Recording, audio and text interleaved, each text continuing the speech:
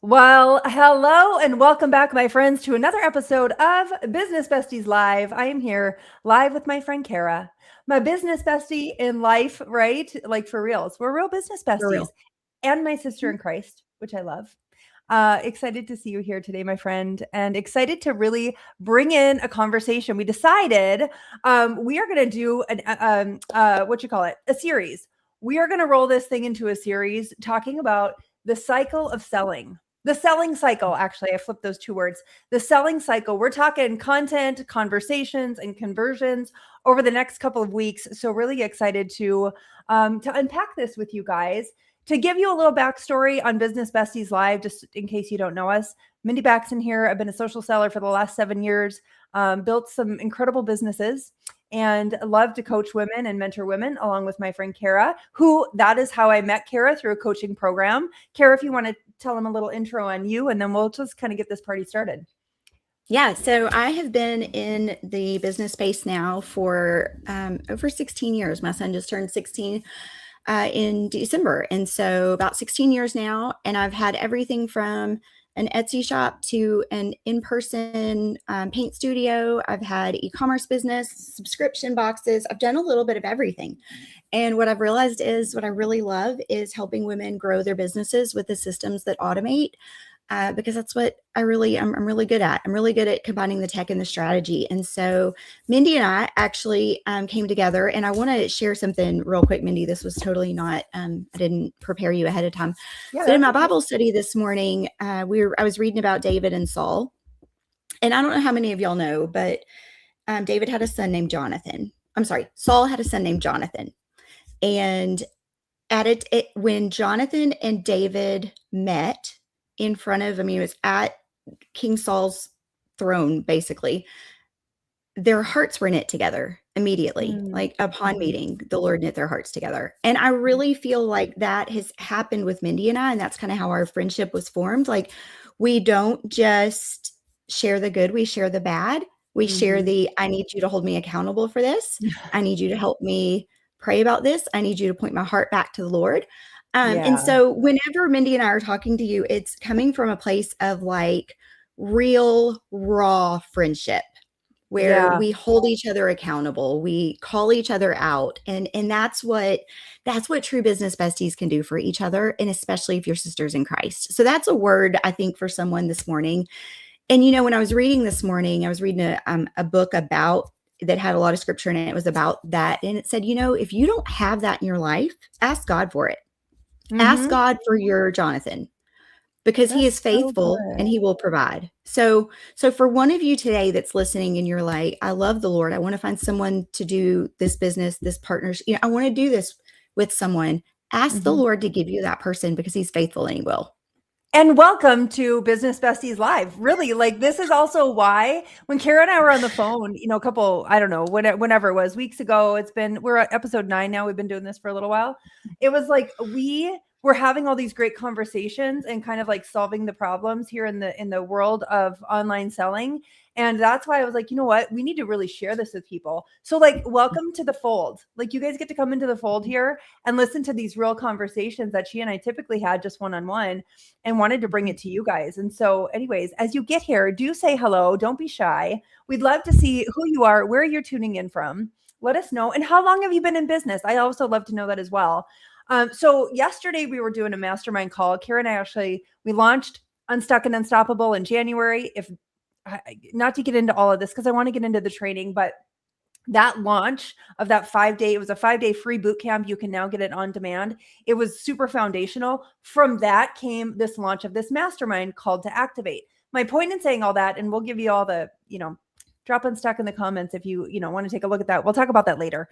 But this mastermind call yesterday really prompted this series, because with all the people we've coached, together collectively, we've taken over 3,800 coaching calls, which is And it wild. grows by the day. I was just going to say, and actually we probably should up that number because we've taken a lot more since then. But anyways, we've taken a lot of these calls, and there's something very common. There's a very common theme between the women that we coach. And it's like, they don't know what the next step would be. If somebody said yes to their offer, like what does the next steps look like? And so we've coached on this. And Kara, if you want to kind of unpack this too, before we get into the nuts and bolts of it. This is something we really need to talk about. The Yeah. sales cycle. So, and we're gonna kind of back this like to the very beginning. Yeah. Mindy is a direct seller. She also does coaching. So two different, completely different products, right? You've got one tangible product that she can, literally bring and show and tell you all about it and sell it.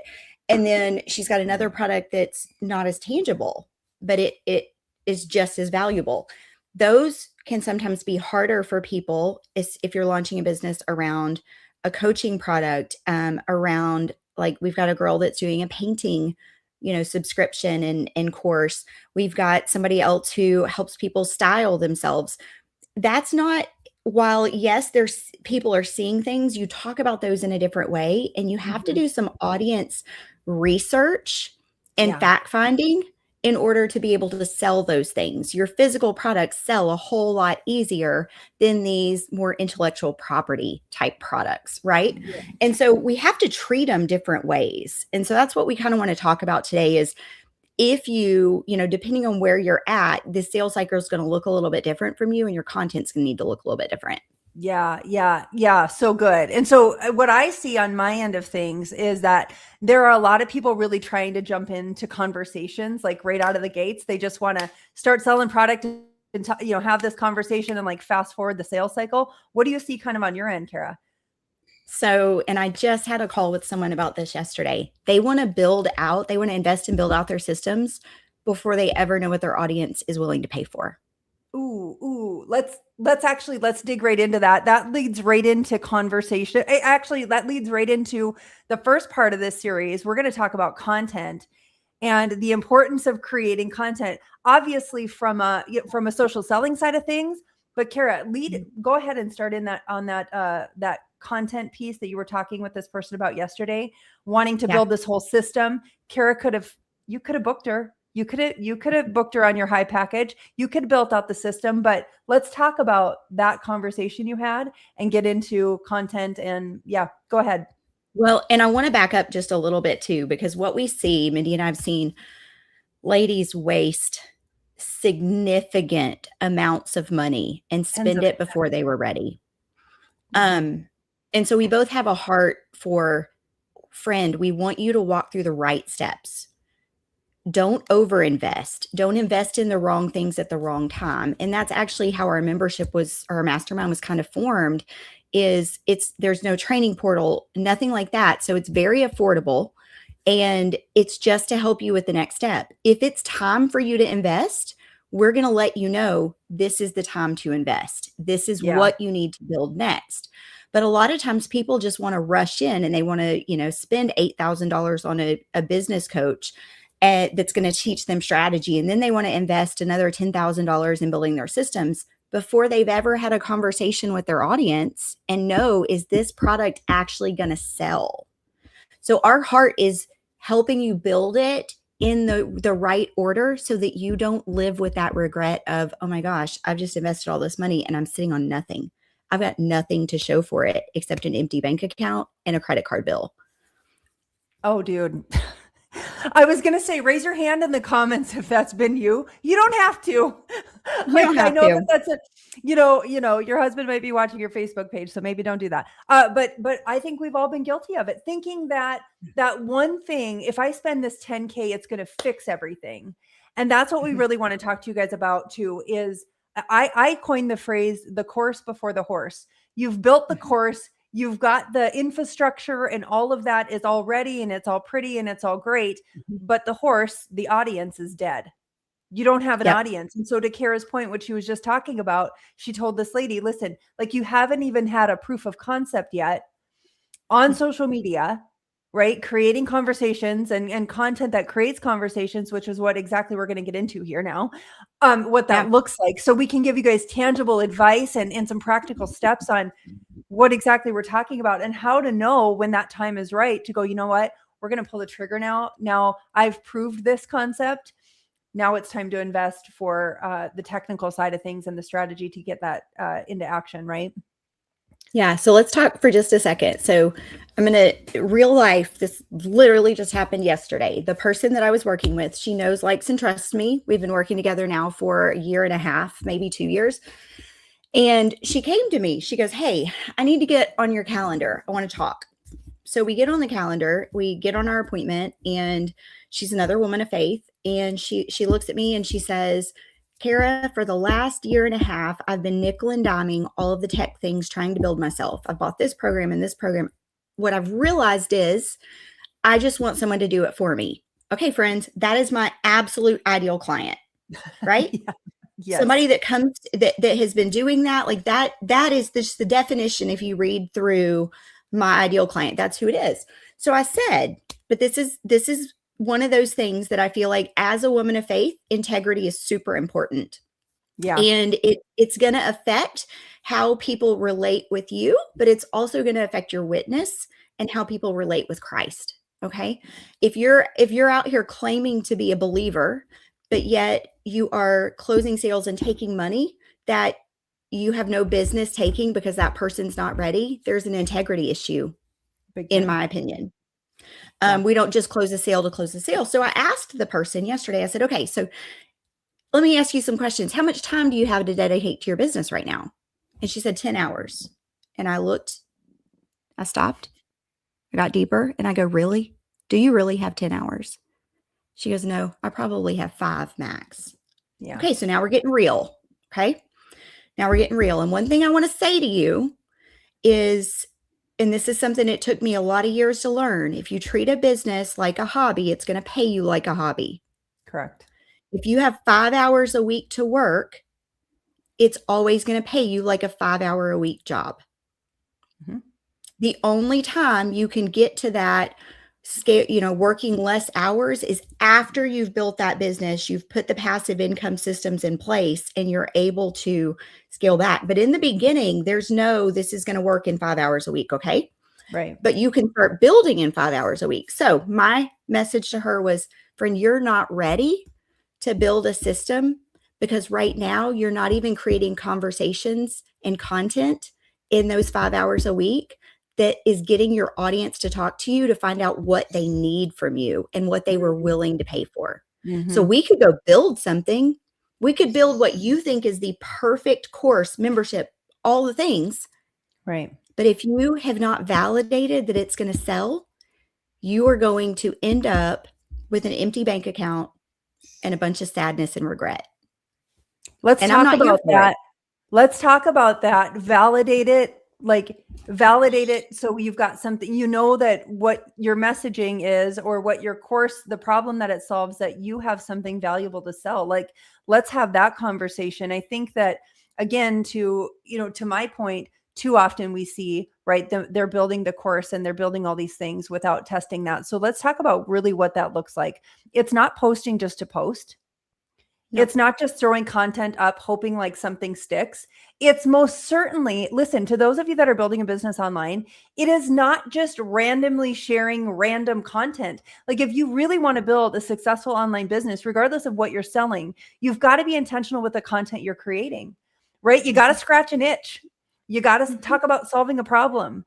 Like, there needs to be some consistency in that. And the beautiful part of this is content is a skill set. Content creation is a skill set. It is an ever evolving skill set. Like, I don't think that we ever arrive. Do you, Kara? Nope. Nope. I think that it's an ever evolving thing. And it really, again, in this landscape of social selling, I will say this. My content has been all over the place before. As I continue to grow, as I continue to take action, I decide, what really do I want to be known for? What really do I want to, what solution really do I want to provide? And I think that's an evolution. At least it has been for me in my 7 years of social selling. What do you say to that, Kara? Yeah. So and we were just talking about this yesterday on the mastermind call. Content is always changing, not just getting clearer with your messaging, but the types of content. Yeah. So what worked on Instagram, Facebook, YouTube, Shorts, TikTok 6 months ago isn't working now. What's working today is not going to work in a few months. People's attention spans are short, but so is the type of content that you're creating. So just as soon as you get in this rhythm of creating a certain type of content, maybe it's text over B-roll, or maybe it's carousels. Here comes the algorithm changing things and people getting bored with that piece of that type of content. Now you got to learn a new type of content. So we were just talking about this yesterday. There's a girl that I follow that she is always ahead of the trends. And she was like, we've been conditioned to record our videos like this on Instagram. She goes, about to start like this. Okay, friends, if you've been collecting B-roll for the last 2 years like this, guess what's about to happen? You could be re-recording. Yeah. You're going to be re-recording. And to that, I say, and I know sometimes it can be overwhelming for some people too. Like, what is the right way to do the right thing to take the next right step? It really is not about that. I mean, granted, things are always changing in this landscape, like Kara just said. It's literally landscape. That was a pun. Yep. Anyways, don't sweat it, but just understand, as entrepreneurs, we got to roll with the punches here. We got to roll with the punches. But I do want to talk about real quick. I want to get into social selling mistakes, and you can talk on the e-com, the course creator kind of mistakes that people are making in their content creation. And I'll go back to kind of what I already alluded to a bit, but posting without direction or really thought around it, like just posting to post, right? You're talking at people instead of talking to people. And then another mistake that I see some of you make is that there's no invitation into a conversation. When you guys start posting on social media, or as you continue to post on social media, I want you to think about, how can this spark a conversation? So like I said, on the social selling side of things, that's some of the stuff that I see that mistakes are being made on the content creation side. Kara, what do you see on like the e-commerce course creator side of things? Well, I think getting to the, hey, comment 297 for the link to buy my such and such. When you haven't built a relationship and that such and such is not organically selling, what you actually need to be doing is, hey, my DMs are open, or comment below if you want to get on my calendar, if you want to have a conversation. Is this something that you're struggling with? Let's talk about it. Let's see, what we can do to help you with that. Those conversations are going to lead you to exactly what you need to create based on what your audience is struggling with. They may be struggling with something that you don't even realize, and you've completely bypassed that and gone to another solution when you need to back it up and make them aware of the first problem. Yeah. Right? Yeah. Yeah. So good. So we're going to get into what content should actually do. Like, when you're creating content, what should actually the results be of the content that you're creating? And so there's 3 types of content really to focus on here. Number 1 is the problem aware content. And again, I want you guys to be really mindful as you're on social media. I want you to think like a marketer and watch other people's content. So this problem aware content, you're going to recognize very quickly. They are speaking to what you're feeling. Have you ever read a post, or like somebody's been on a reel talking to you and you're like, they just totally read my mail. That was exactly what I was feeling. And what typically happens, it prompts you to make a movement. It prompts you to go, yeah, I want what they have, right? So there's this problem aware content that I really want you guys to think about as you're creating content. What problem does my ideal client have? If you have that ideal client kind of figured out, and how can I speak to that? Right. So that's one piece of content to focus on. Kara, do you want to take number 2? Yeah. Well, and I want to say too, that piece of content needs to activate them. They need to, we talked about this last week, they need to feel it in their body. Yeah. And the only way you're going to get that visceral with your content is having conversations, having somebody say, I did this and this didn't work. That then becomes the piece of content. So those conversations, turn all of those conversations into your future content. So relatable story content, let them see themselves in you, right? So if you've overcome this, or if your clients have overcome this, tell the stories that show there's a way out. Yeah. And you're the one that's going to help them get there.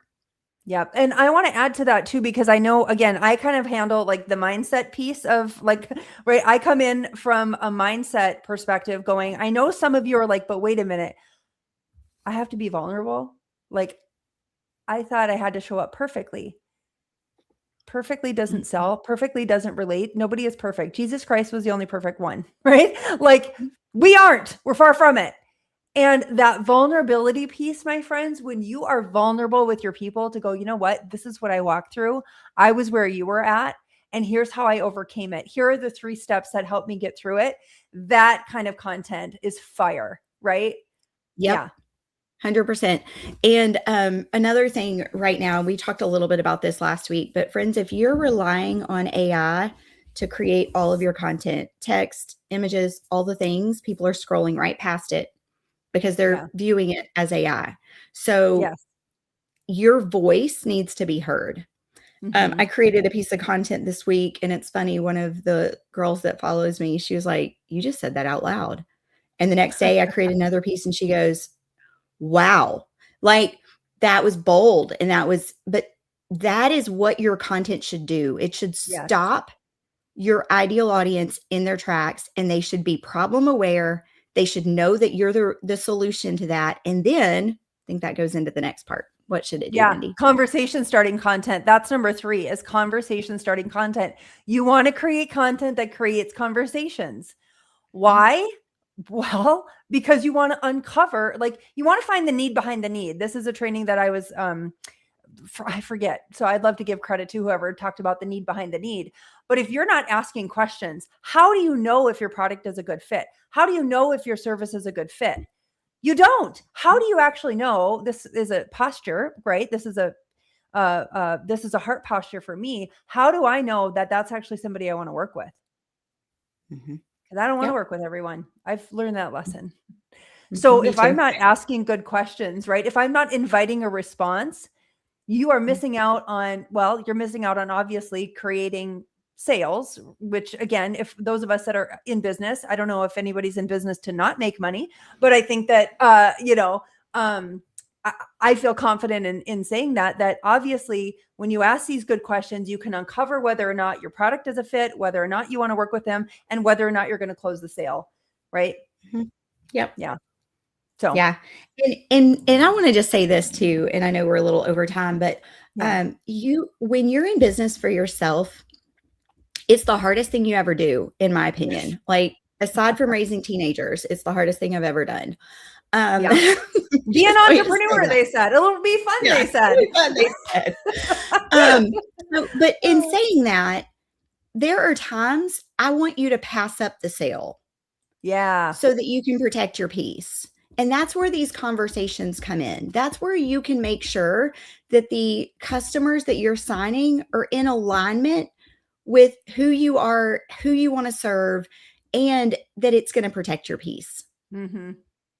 Because Totally. there's nothing worse than having to fire a client because they are not, not respectful, not kind. Like you can determine a lot of that up front and Yeah, you you can say can. no to things. Mm-hmm. So Mm-hmm. so make sure that like you're using some discretion and you're actually validating that, yeah, I do. This is a really good client for me. Yeah, very much so. That's so good. So really, I just kind of like wrap this up and put a bow on it, you guys. It really starts with creating intentional content that leads into conversations. I really want you guys to be mindful, like I said, of the 3 types of content to focus on: the problem aware, the relatable story content, and the conversation starting content. So super important. There was something else I wanted to touch on real quick too, but I know we're over and I don't want to take too much time. Um, So action steps. So yeah, here's go what we for want it. you to do. Okay.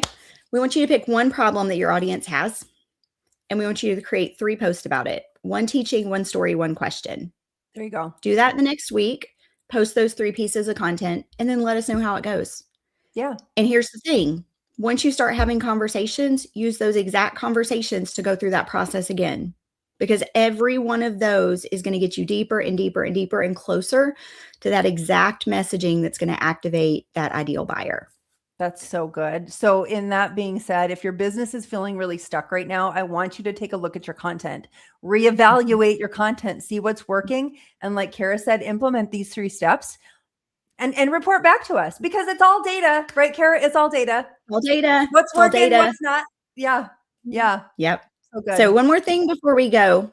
So we mentioned Unstuck and Unstoppable 5-day boot camp. It fills the gaps that we watched 3,800 coaching calls later entrepreneurs had. They had a little bit of education from here and a little bit from here, but they didn't have the business foundation. We are so passionate that this is going to get you results, and it's the only way to get into our mastermind. But that being said, it's $97, 5 days, you get full access. We recommend you do one day at a time and you do the homework.